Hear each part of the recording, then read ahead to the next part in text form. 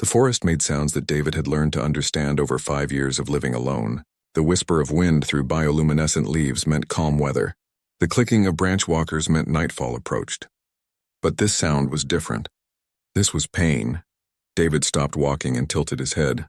His hand went to the scanner on his belt, but he did not turn it on yet. The sound came again, softer this time, like something was giving up. He had heard animals die before. This felt like that. He pushed through the blue glowing ferns and found the clearing. His breath stopped. The creature tangled in the metal net was nothing he had ever seen.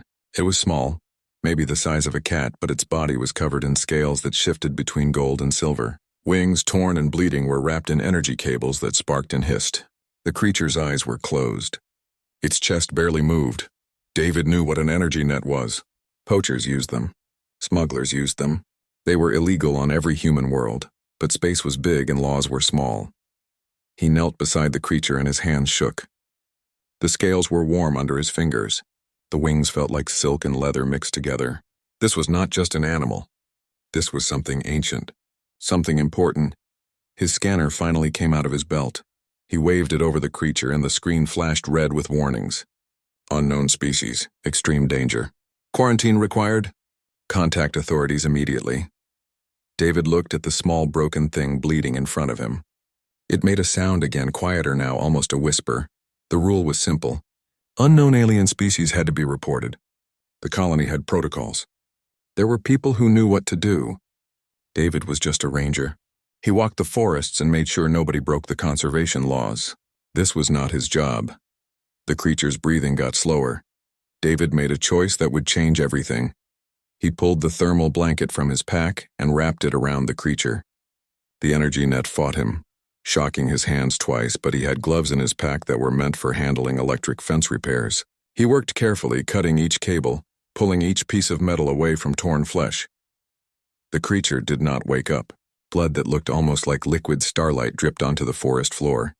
David lifted the bundle into his arms. It weighed almost nothing. He started walking back toward his cabin and did not call anyone. 12 kilometers through forest that grew darker with each step. 12 kilometers with a dying alien in his arms.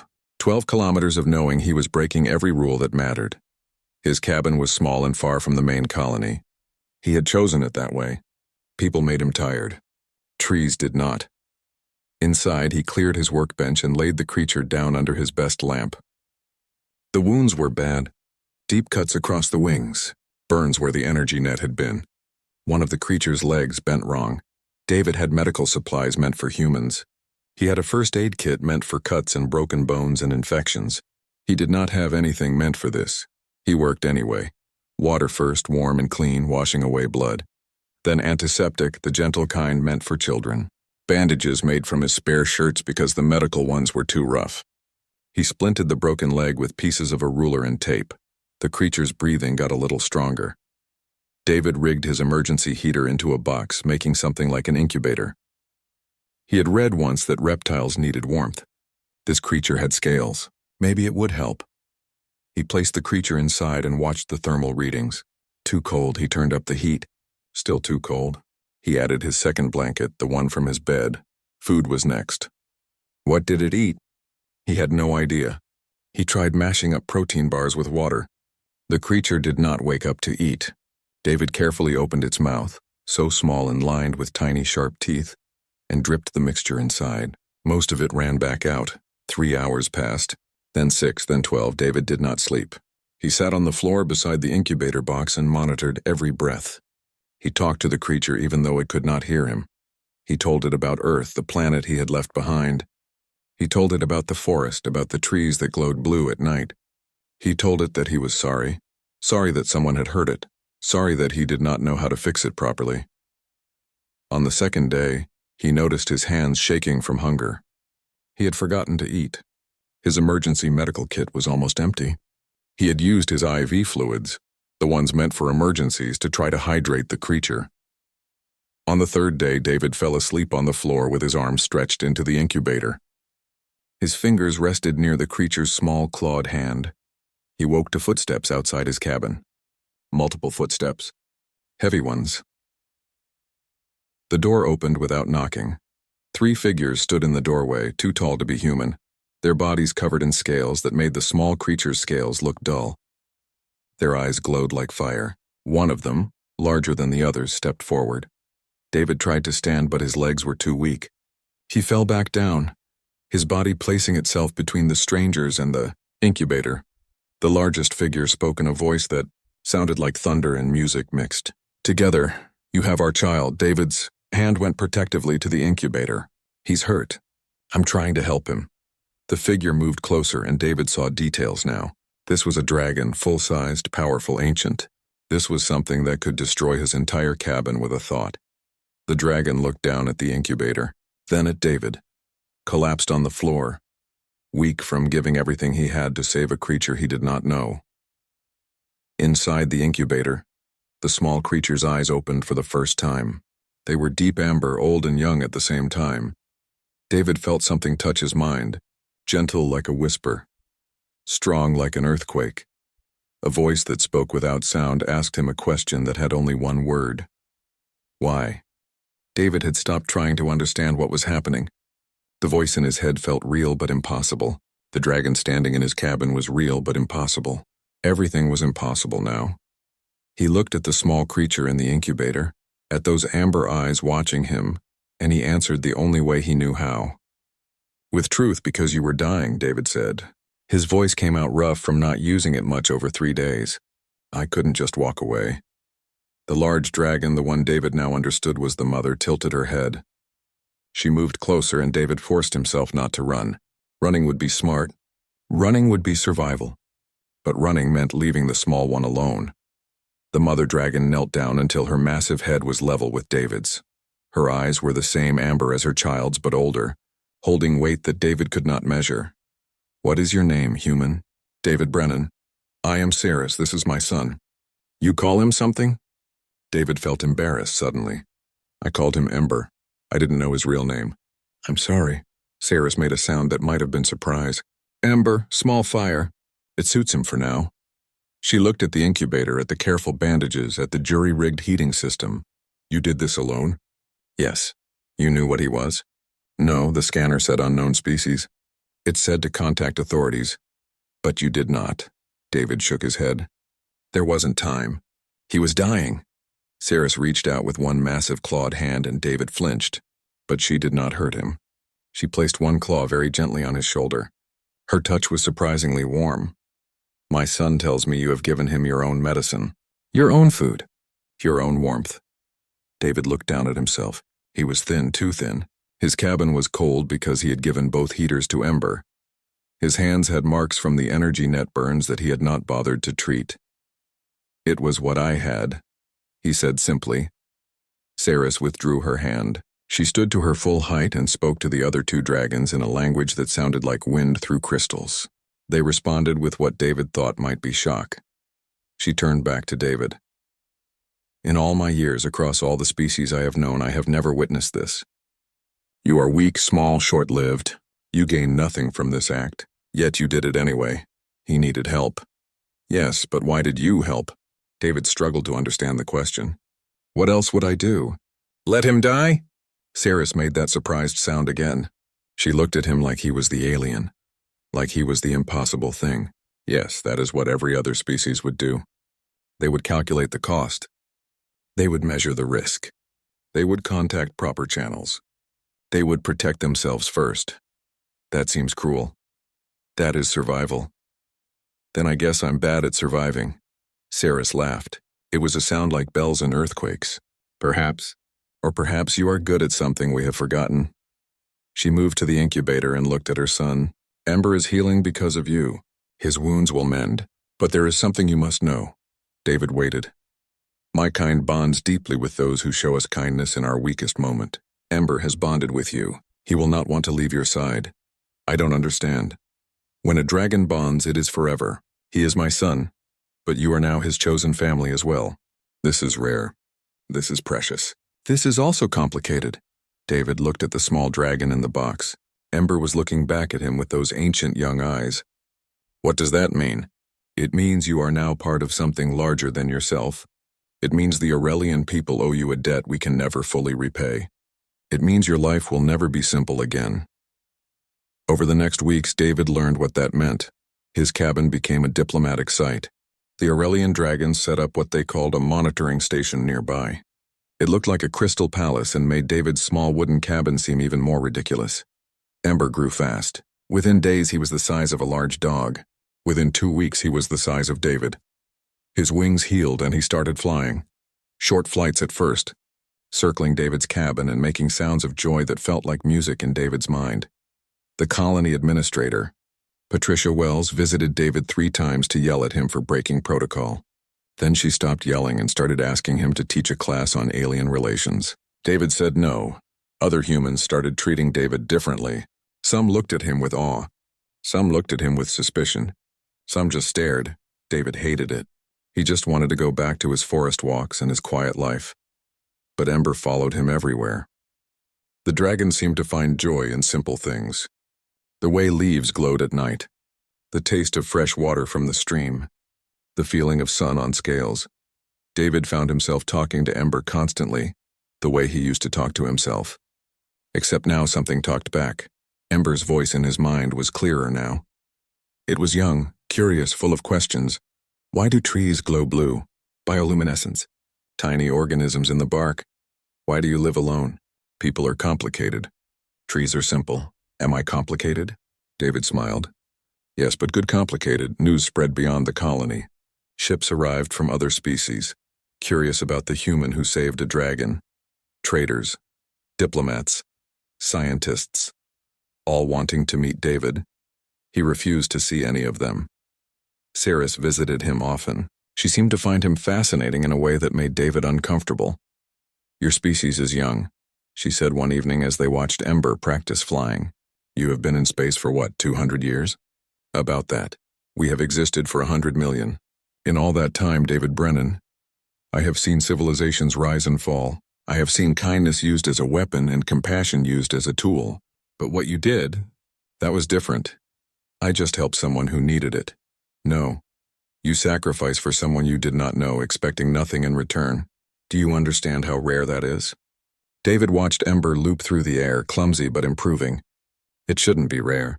It should be normal. Ceres was quiet for a long time. Perhaps that is why your species matters more than you know. Something was happening in the wider galaxy. David heard pieces from Patricia. Human ships were being approached by other species. Not for trade or war, but for conversation. People wanted to understand humans. They wanted to know if David was unusual or if all humans were like this. Tests were happening, though David did not know the details. Humans and other systems were being watched, studied, their actions measured against some standard David did not understand. And in the quiet moments, when Ember slept curled against David's side, David wondered what he had started. He had just saved one small life. How could that matter to anyone else? But it did matter. Somehow it mattered to everyone. Ceres arrived at David's cabin early, before the forest had finished its shift from night glow to daylight. She did not knock. Dragons apparently did not believe in knocking. David was making coffee, the cheap synthetic kind that tasted like burnt plastic but had caffeine. Ember was outside, practicing hunting the small rabbit-like creatures that lived in the ferns. He was not very good at it yet. We need to talk, Ceres said. David poured a second cup of coffee even though he knew dragons did not drink it. Offering was polite. Okay, what do you want? David looked at her confused. What do I want for breakfast? I was thinking of making eggs. No. Ceres sat down, which was impressive because she was 12 feet tall and the cabin was not built for that. What do you want in return for saving my son? David set down the coffee pot. Nothing. I told you that already. You must want something. A ship, territory, technology, a position in the Aurelian court. Name it. I don't want any of those things. I'm happy here. Ceres leaned forward. Her eyes were intense, searching. Everyone wants something, David. That is how the galaxy works. You provide value, you receive compensation. You save the heir to the Aurelian throne. That value is incalculable. So name your price. David felt frustration building. I don't have a price. Ember was hurt. I helped him. That's the entire story, but why? Because he needed help. That is not a reason. That is an emotional response. David stood up. His hands were shaking, not from fear but from something else. Anger, maybe. Or tiredness. What do you want me to say? That I did it for money? I didn't know who he was. That I did it for fame? I don't want people knowing my name. That I did it because I'm secretly a genius who planned this whole thing. I'm a forest ranger who lives alone because I don't like crowds. I saw someone dying and I couldn't walk away. That's it. That's the whole thing. Sarah stood as well. She towered over him, but David did not back away. May I enter your mind? She asked quietly. What? I want to see if you are telling the truth. I will not harm you. I will not take anything. I simply want to understand. David thought about it. Having someone in his mind sounded terrible, but he was tired of this conversation. Fine. Saris placed one claw gently on David's forehead. He felt a presence, warm and vast, flowing through his thoughts like water. It did not hurt. It felt strange, like someone reading a book written in his memories.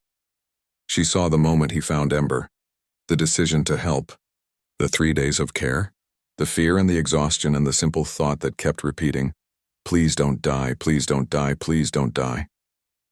She saw deeper. She saw David as a child, giving his lunch to a classmate who had none. She saw him as a teenager, carrying an injured bird 5 miles to a vet. She saw him as an adult, choosing a life of solitude not because he hated people but because caring about people hurt too much when he could not help them all. Saris withdrew from his mind. She looked shaken, which was strange because she was ancient and powerful and should not be shaken by anything. You really are telling the truth, she said. You expect nothing. You want nothing. You simply care. Yes, this is not possible. Well, it's happening anyway. Saris moved to the window and looked out at Ember, who had successfully caught something and was very proud of himself. I need to tell you something about the galaxy, David. Something most humans do not know yet because you are so new to space. Okay. Every species that reaches the stars does so by becoming efficient. Emotions become tools. Kindness becomes calculation. Even species that seem friendly, that seem good, they are performing friendliness because it benefits them. The galaxy runs on transactions. Everything has a price. That sounds lonely. It is practical. It's still lonely. Saris turned back to him. My people, the Aurelians, we are old. We have lived through the rise and fall of civilizations. Millions of years ago, we were different. We felt things deeply. We cared without reason, but that nearly destroyed us. We survived by becoming rational, by calculating every choice. We forgot what it felt like to simply care. David poured his coffee and sat down. So what changed? You. What you did for Ember. It reminded me of something we used to have, something we called the old fire. The instinct to protect, to sacrifice, to care even when it makes no sense. And you think humans have this? I think you might be the only species left that does. David thought about that while drinking his terrible coffee. Outside, Ember was rolling in the dirt, happy for no reason except that dirt felt good. What happens now? David asked. Now the galaxy learns about this, about you, about what your species represents. I don't want to be famous. Too late. There are already 12 species investigating humans. They are testing whether your altruism is real or performed, and they are finding the same thing I found. What's that? That humans are either the most elaborate liars in the galaxy, or you genuinely care about others for no logical reason. 3 months passed and the galaxy did not leave David alone. A species called the Trell showed up at human colonies with dying children, watching to see what humans would do. A human merchant named Olivia bankrupted herself saving 3 Trell kids she had never met. The Trell were shocked. A species called the Lumens sent philosophers to study human behavior. They concluded that human short lifespans created urgency that longer-lived species had lost. A species called the Wanderers simply sent a message. Thank you for reminding us what we forgot. But not everyone was happy. The Scaril Empire sent warships to human borders. Their general, Vorn, made a public statement. Unpredictable altruism is a threat to galactic stability. Humans must be contained. Patricia visited David's cabin again. She looked tired. They want you to speak at the Galactic Council. No. David, the Scaril are talking about war. About quarantining all human worlds. You could stop this. I'm nobody. I'm a guy who saved 1 dragon. How does that make me qualified to speak to the galaxy? Ember, now the size of a small house, poked his head through the window. His voice filled David's mind with warmth and certainty. "You showed me what kindness is. Now show them." David looked at his dragon, his friend. This creature he had saved who had somehow saved him back by giving him purpose. "I don't know what to say." "Tell them the truth," Ember said. "That's all you've ever done." David packed a bag. He left his forest for the first time in 5 years. He boarded a ship with Ceres and Ember and Patricia. They traveled to the council station, a massive structure that held representatives from 847 species. 3 billion beings across 1,000 worlds would be watching. And David, who just wanted to live quietly in the woods, would have to explain why caring about others was not a weakness. The ship docked. David stepped into the station. The halls were filled with aliens of every shape and size. They all stopped and stared at him. Ember walked beside him, magnificent and protective. Ceres walked on his other side, proud and steady. And David, forest ranger, nobody special, walked toward the council chamber knowing that everything he said next would change the galaxy forever. The council chamber was bigger than anything David had imagined. The ceiling disappeared into darkness above. The walls curved in impossible ways. Representatives from hundreds of species sat in tiers that rose like a stadium, each one watching the center platform where David now stood. He wore his ranger uniform because it was the only formal clothing he owned. The pants had a patch on one knee. His boots were scuffed. He probably looked ridiculous. Ember stood beside him, scales gleaming under the chamber lights. The dragon was the first of his kind to attend a council session in 50,000 years. That fact should have made David feel important. Instead, it made him feel small. Ceres sat in the Aurelian section, her presence radiating authority. She had told David not to worry. He was worrying anyway. The council speaker, a being made of crystalline structures that chimed when it moved, called the session to order. Its voice echoed through the chamber in 100 languages simultaneously. "We gather to address the question of humanity. General Vorn of the Scaril Empire has brought accusations. He will speak first." Vorn rose from his section. He was massive, covered in dark armor that looked like it grew from his skin. His species had conquered 27 star systems through military efficiency. He looked at David like David was an insect. "The human species represents a threat to galactic stability," Vorn began. His voice was sharp, cutting. "Our investigation has revealed a pattern of irrational behavior across all human populations. They sacrifice resources for strangers. They risk their lives for enemies. They operate without logical self-interest." Vorn activated a holographic display. Images appeared in the air above the chamber floor. David saw Olivia, the human merchant, giving away her cargo to save Trell children. He saw a human doctor working himself to exhaustion, treating wounded soldiers from a species humanity had been at war with months before. He saw a human family sharing their food with refugees who had attacked their settlement. "This is not kindness," Vorn said. "This is defectiveness. A species that cannot prioritize its own survival is a species that will destabilize every careful balance we have built. Today they save our children. Tomorrow they might save our enemies. They cannot be trusted because they cannot be predicted." Murmurs ran through the chamber. Some species nodded in agreement. Others looked uncertain. Vorn continued. "I propose immediate quarantine of all human worlds. They may develop within their own systems, but they must not be allowed to spread their dysfunction across the galaxy. For the good of us all." He sat down. The chamber filled with debate. David heard voices arguing in languages he did not know. He caught words translated through his earpiece. Dangerous, unpredictable, threat, liability. The speaker chimed for silence. "The human representative will now respond. David Brennan of Earth origin, you may speak." David stepped forward. His legs felt weak. 3 billion beings were watching.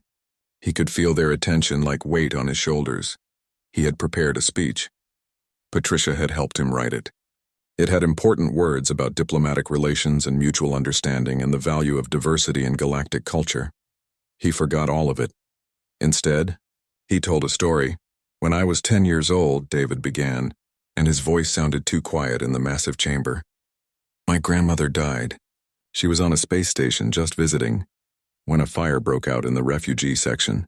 She was near an escape pod. She could have survived, but there were 3 Kell children trapped behind a collapsed door. She used her emergency oxygen to keep them alive while she cut through the door. By the time she got them out, there wasn't enough oxygen left for her. David paused. The chamber was silent now. Even Vorn was listening. People told me she was foolish, that she wasted her life on aliens who weren't her responsibility, that she should have saved herself first. But I remember what she told me before that trip. She said that being alive was about more than just surviving. It was about mattering, about making sure your life meant something. He looked up at the tiers of alien faces. General Vorn is right. We are irrational. We do things that don't make sense for our survival. My friend Rachel gave her oxygen mask to a trail child during a mining accident and almost died from it. My neighbor Harold spent his entire savings to help rebuild a Qual settlement that got destroyed by a storm, even though Qual had attacked human ships the year before. We do these things not because we are defective. We do them because we are human. David felt Ember's presence in his mind, warm and encouraging. You are all right to be confused by us, David continued. We are confusing. We have only been in space for 200 years. We barely understand the galaxy. We are weak and small and we die so quickly compared to most of you. But maybe that is exactly why we are the way we are. He pointed to the holographic images still floating above the chamber. You see dysfunction? I see people who know they don't have forever. We know our time is limited. Every day matters. Every choice counts. So when we see someone who needs help, we think, this moment right here is my chance to matter. This is my chance to make sure my short life meant something good. David looked directly at Vorn. You said we can't be trusted because we can't be predicted. But I have a question for everyone here. When did survival become the only thing that mattered? When did living a long time become more important than living well? The chamber was absolutely silent now. I saved Ember because he was dying and I could help. That's the entire reason. I didn't think about politics or consequences or what I would gain. I just thought, here is someone who needs help and I can provide it. So I did. And apparently that makes me dangerous to some of you. David felt tears building, but he did not wipe them away. Maybe you are right. Maybe caring about others even when it hurts us is a defect. Maybe we should be more like you, calculating every choice, measuring every action. But I think about my grandmother, dying so 3 children could live. I think about Rachel gasping for air so a child could breathe. I think about Harold, eating cheap food for months so strangers could have homes. And I think, those are the people I want to be like. Those are the people who matter. Cirrus stood. Her movement drew every eye in the chamber. She was ancient and powerful, and when she spoke, everyone listened. The human speaks truth, Cirrus said. My people, the Aurelians, we have existed for 100 million years. We have seen everything the galaxy can offer. We have witnessed civilizations rise through conquest and fall through betrayal. We have seen kindness used as manipulation and compassion used as control. But what this human did for my son, what his species does instinctively, that is something we have not seen in 10 million years. She walked to stand beside David. We call it the old fire, the instinct that drives you to protect others even at cost to yourself. We had it once. It nearly destroyed us because we were not wise enough to temper it with reason. We survived by becoming cold, calculated, efficient. We thought we grew stronger, but we only grew emptier. Cirrus looked around the chamber. This human, this small, fragile creature with his short life reminded me what we lost. He showed me that strength is not just about surviving. It is about living in a way that makes survival worthwhile. Other species began to stand. The Lumens, the Verdant Collective, the Crystal Mines. One by one, representatives rose. A Lumen speaker, its body glowing soft blue, addressed the chamber. We have studied humans for 3 months. We confirm their altruism is genuine. It is not performance. It is not manipulation. It simply is. And perhaps that is what the galaxy needs. A verdant representative looking like a tree made of light spoke next. We vote against quarantine.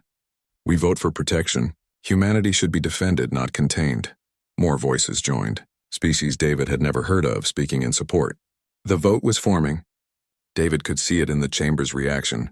But Vorn stood again. His voice cut through the growing consensus like a blade. This is madness. You would reshape galactic policy because one human gave a pretty speech?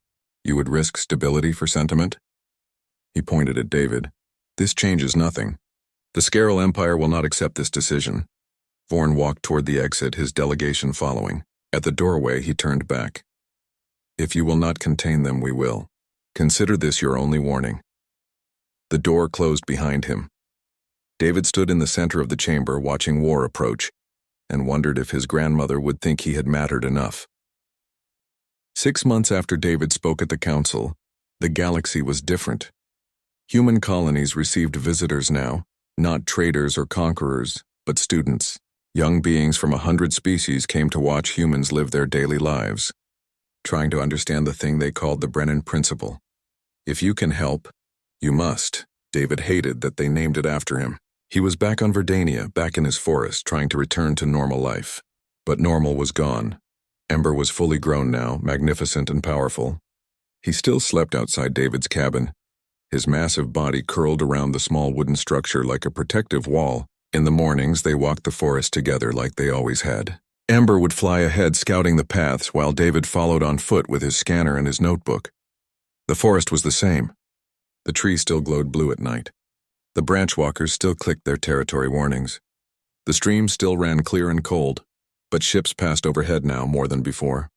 And sometimes David found aliens in his forest, lost students trying to find his cabin, wanting to meet the human who started everything. He always helped them find their way back to the colony. It seemed rude not to. Patricia visited on a cold morning when frost made the ferns sparkle. She landed her shuttle in the clearing near David's cabin and climbed out looking tired. "We need to talk," she said. David made coffee. He had better coffee now. People kept sending him gifts. He tried to send them back, but they kept coming anyway. "The Scaril attacked the colony on refuge," Patricia said without preamble. "Killed 200 humans.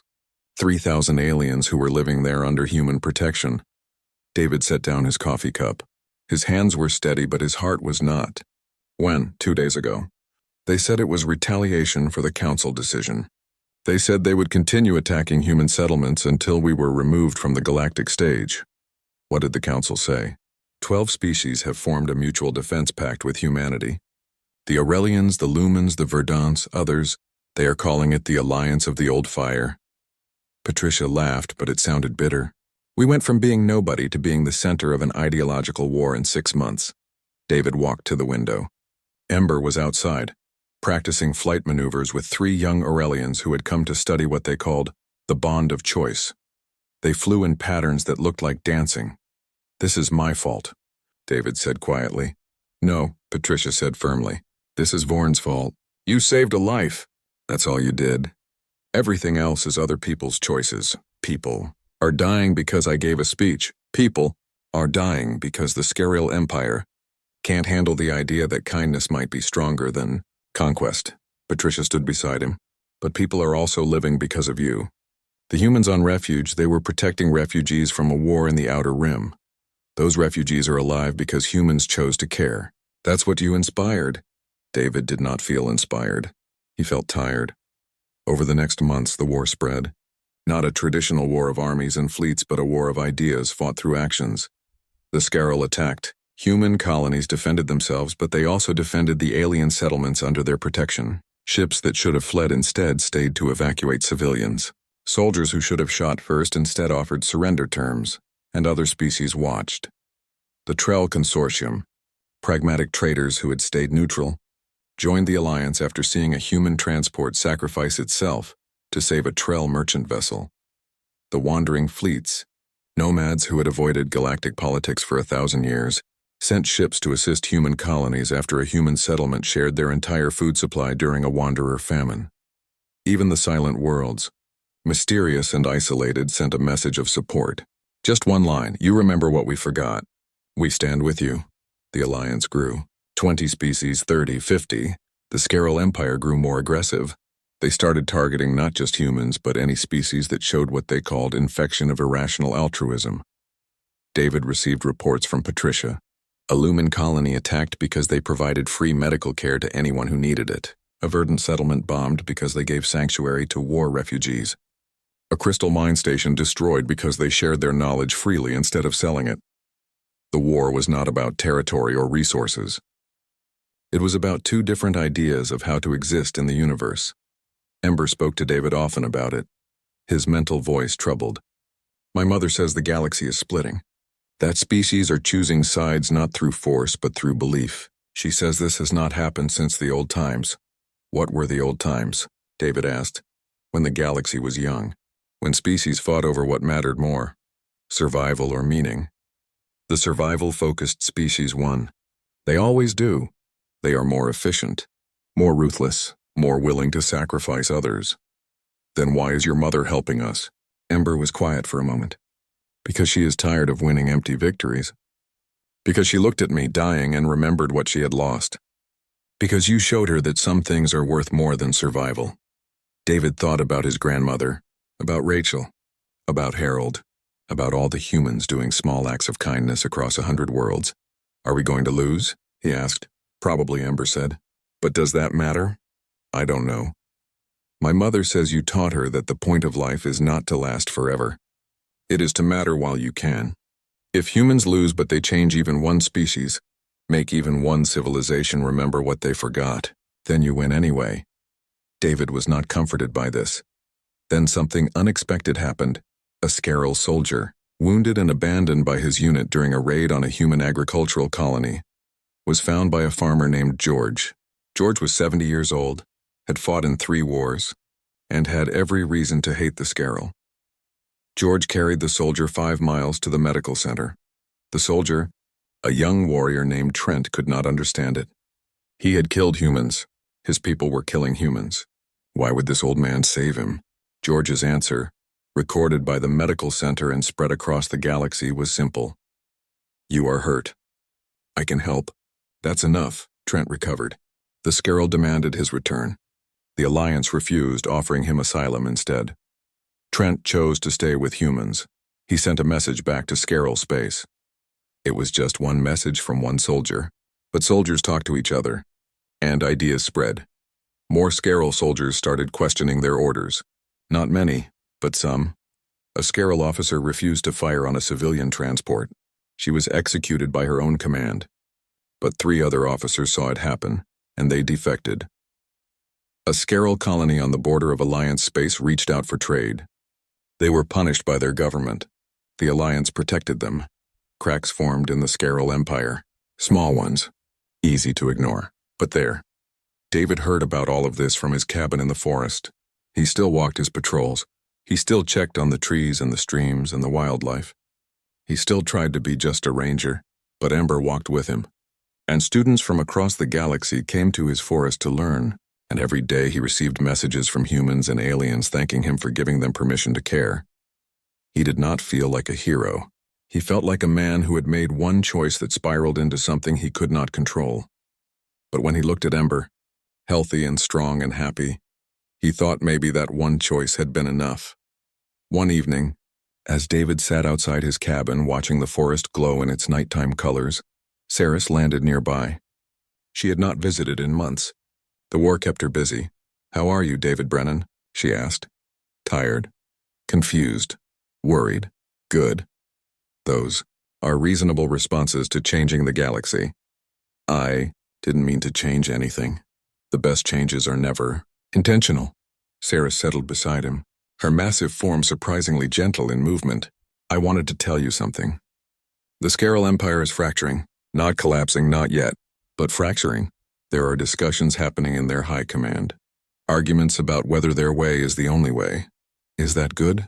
It is the beginning of possibility. And possibility is all we ever need. David looked at the stars above his forest. Somewhere up there, people were fighting over whether kindness mattered. It seemed absurd. Do you think we will win?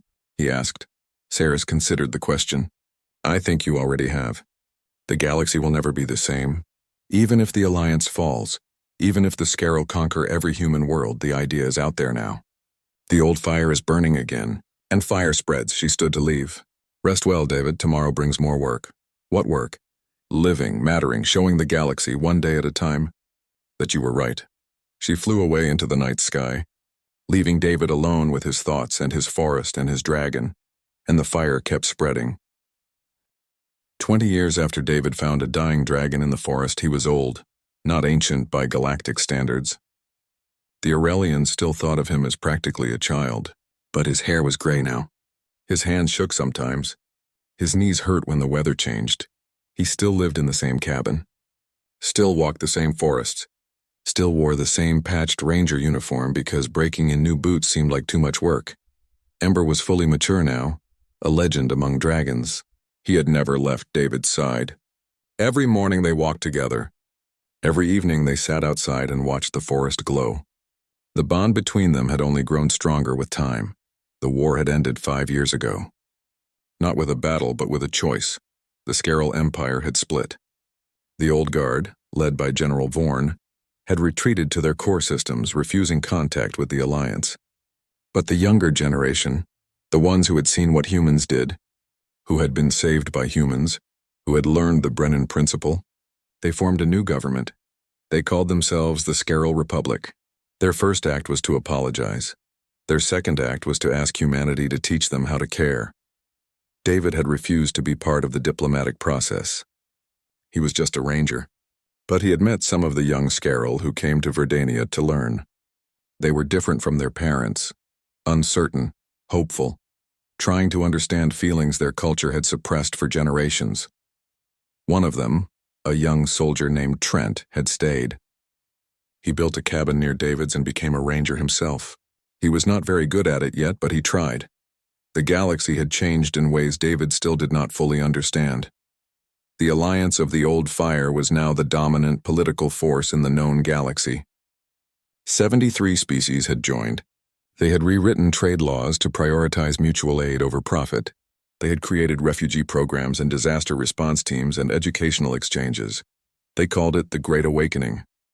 The return of empathy to a galaxy that had forgotten it. Patricia, now retired and living in the colony proper, visited David often. She liked to drink coffee on his porch and complain about how complicated the galaxy had become. "They are building a statue of you at the council station," she said one morning. "No, they are not. They are. I saw the designs. You are going to be 40 feet tall, holding Ember, looking heroic. I hate that. I know. That's why I brought you pictures." She showed him her tablet. The statue was ridiculous. David looked nothing like that. Too noble. Too confident. Too everything. Can I stop them? Nope, you are a historical figure now. Historical figures don't get privacy. David sighed and sipped his coffee. It was real coffee now, imported from Earth. People still sent him gifts. He had stopped trying to return them. "How is the teaching program going?" Patricia asked. "Good, we have 27 students right now. Different species. They stay for 6 months. Learn to be rangers, learn to care for the forest. Most of them get it. Most. Some species think caring is a skill you learn like mathematics. They try very hard, but they are just performing. Others understand it immediately. It depends. Do you think it will last? The whole Old Fire thing?"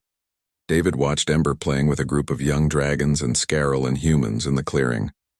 They were practicing rescue techniques, learning how to carry injured people through rough terrain.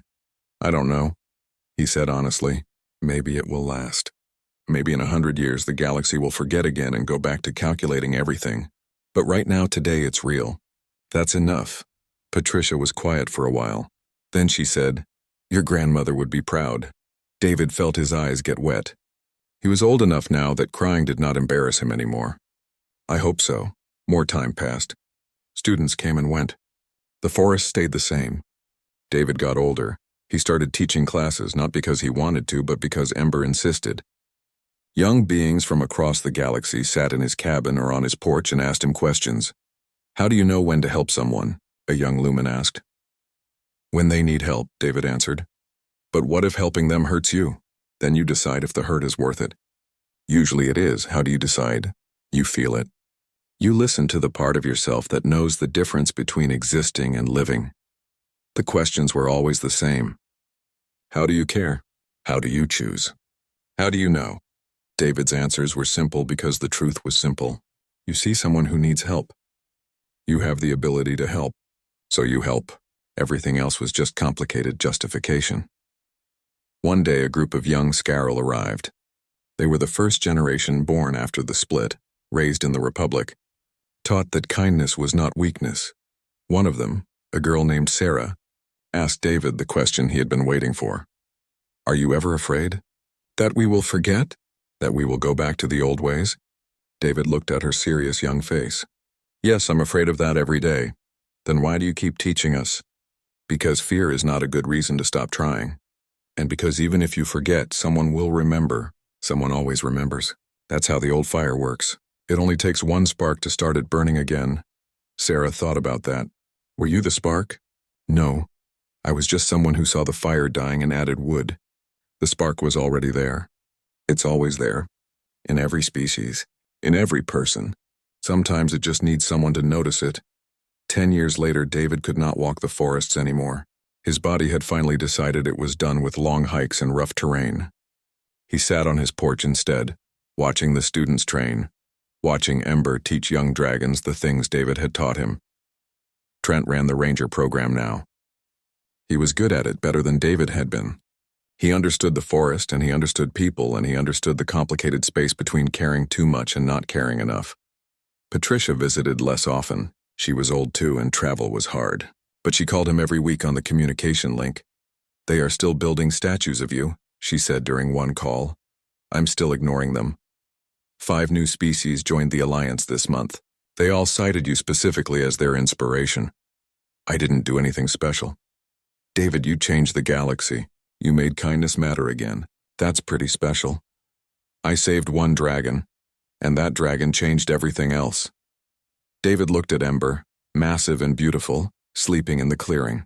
The bond between them was so strong now that David could feel Ember's dreams. "Flying dreams. Happy dreams. I got lucky," David said. "I was in the right place at the right time. Maybe, but you made the right choice. That's what mattered." Another 5 years passed. David was very old now. His body mostly worked, but it was thinking about stopping. He could feel it winding down like a clock running out of time. He was not afraid. He had lived long enough. He had mattered. That was all anyone could ask for. Students still came, but David could not teach much anymore. He just sat on his porch and answered questions when he had the energy. A young human girl, maybe 12 years old, asked him, "Do you think you did enough?" It was a good question. David thought about it carefully. "No," he said finally. "There's always more that could be done. More people who need help. More problems to solve. More kindness to give. But I did what I could with what I had. That's all any of us can do. Is that enough?" "It has to be." The girl thought about that and nodded. She understood. David could see it in her eyes. The old fire was burning there, bright and certain. She would carry it forward. So would the others. The students from 100 worlds who had learned that caring was not weakness. That sacrifice was not foolishness.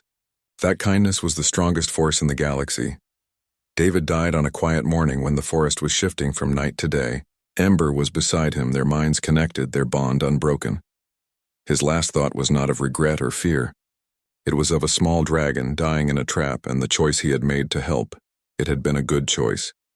Ember felt David's life end.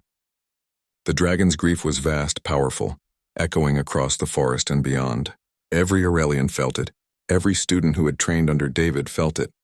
Every being who had been touched by the old fire felt it. But Ember did not leave. He stayed by David's cabin, protecting it, teaching in David's place. The bond had not broken. It had simply changed form. David Brennan was buried in the forest he had loved under the trees that glowed blue at night. Representatives from 73 species attended. They built a simple marker, nothing fancy, just stone with his name and dates in one line. He chose kindness, but his real legacy was not in stone or statues or diplomatic treaties. It was in the young Scarol soldier who carried a wounded enemy to safety, because it seemed like what David would do. It was in the Lumen colony that shared their resources, freely because they had learned that generosity was not a transaction. It was in the human children, growing up across 100 worlds, being taught that caring was not optional. It was essential. It was in the galaxy itself, forever changed by one simple choice made in a quiet forest 20 years ago. The old fire burned bright, and it would keep burning. Because David had been right about one thing, it only takes one spark. One person choosing kindness over calculation. One moment of caring when caring makes no sense. And that spark spreads. Person to person, world to world, generation to generation, until the whole galaxy burns with it. Until everyone remembers what David never forgot, that being alive is about more than surviving. It's about mattering. And kindness, real kindness, expecting nothing in return is how you matter most. The forest glowed blue in the darkness. Ember stood watch over David's grave. Students from across the galaxy came to learn and to remember, and somewhere on a distant world a child found an injured creature and made a choice to help, because they could, because it mattered, because the fire still burned, and always would.